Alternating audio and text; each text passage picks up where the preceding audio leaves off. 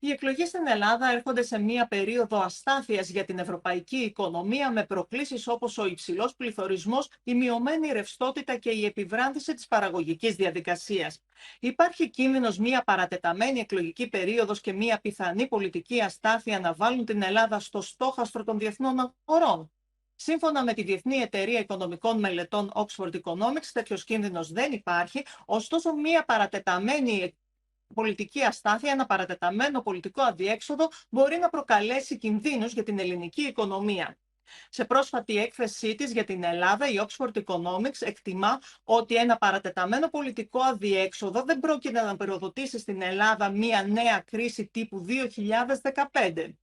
Μαζί μας είναι ο Πάολο Γκρινιάνη, εξειδικευμένος στην Ελλάδα οικονομολόγος της Oxford Economics, για να συζητήσουμε το πώς οι εκλογές επηρεάζουν την εικόνα της ελληνικής οικονομίας στο εξωτερικό. Mr. Grignagi, welcome to Euronews. Hi, thank you for having me. First of all, I need to ask, why did you feel the need to ensure your clients that the elections in Greece will not start a 2015 type crisis in the country? Do you get the feeling that there is such a worry? Well, not really. We have to make a premise here is that at Oxford Economics, we always try to make a pre-election assessment for the most relevant countries we cover. So this is something we kind of always do. We have done the same in Italy last September, and so there is something going on. However, after the Tempe train accident, we have seen that some international media was reporting some concerns related to the Greek politics. So we thought that as we have overall positive assessment of the current political environment in Greece, we thought it could be useful for our clients that do not follow the Greek politics on a day-to-day basis to, have a more in-depth assessment of the situation in Greece. How important is political stability for the Greek economy?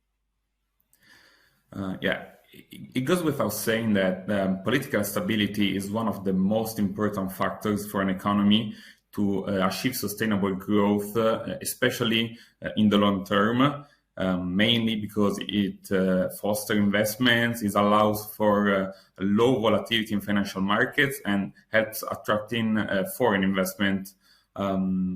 But the thing is that by political stability, we do not necessarily mean that the same government need to not change, but that the political system should aim to have a smooth transfer of power, maintain international relations, and maintain a constructive approach to international institutions such as the European Union. So we think that helped by the current macroeconomic environment, this is going to happen in Greece after the elections.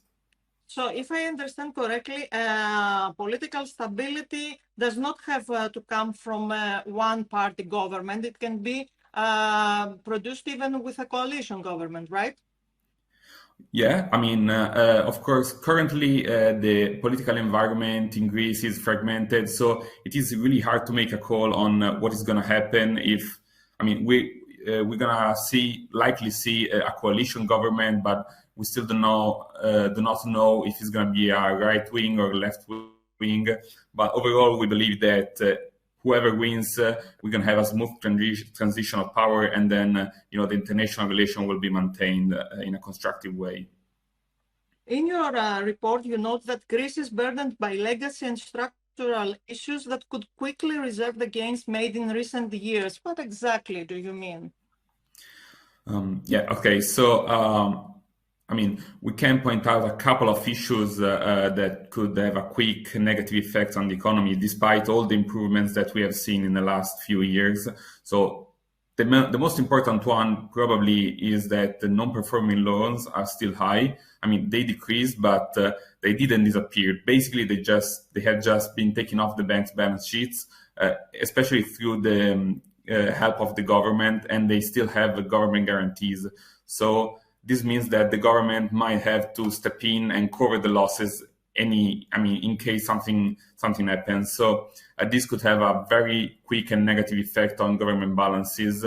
And so this is one huge issue. Another one that could be is related maybe to the banking system, because we see that Greece has the highest concentration of banks of the whole Eurozone, with 4 banks having basically 95% of the assets of the whole banking system. So this is not an issue per se, but the thing is that if we see some other market turbulences like the ones we have seen in the last weeks, this could quickly become an issue for the whole economy. What would you like the next Greece's government's priorities to be? First, which I think is the most important thing that has been done in the last 10 years, is to keep government expenses at bay, to just keep having a good fiscal balance, and to keep going on in decreasing the government debt GDP ratio. I think in the long term, this is the most important thing for any government.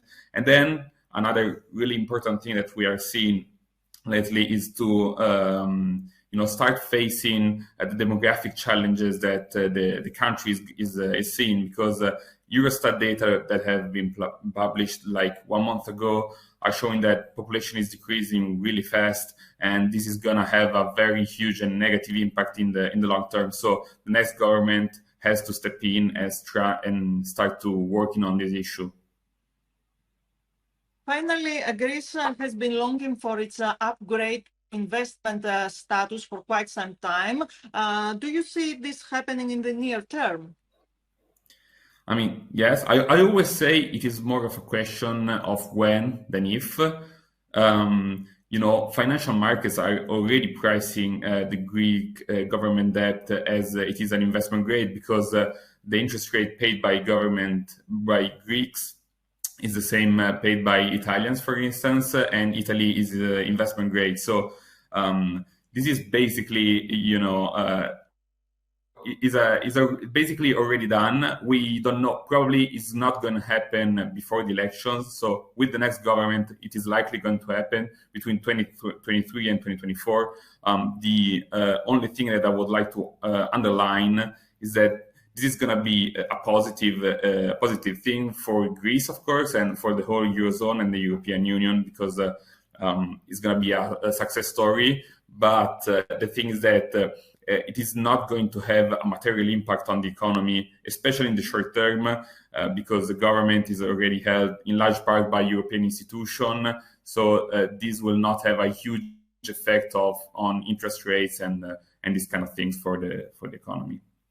But won't it make it easier for foreign funds to invest in Greece?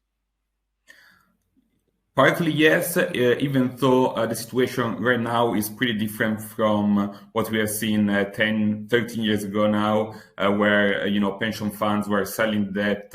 So, yeah, you may see something on that side, but this is not going to be a huge difference, more than a stable government and, the currently positive macro environment we are witnessing in the country.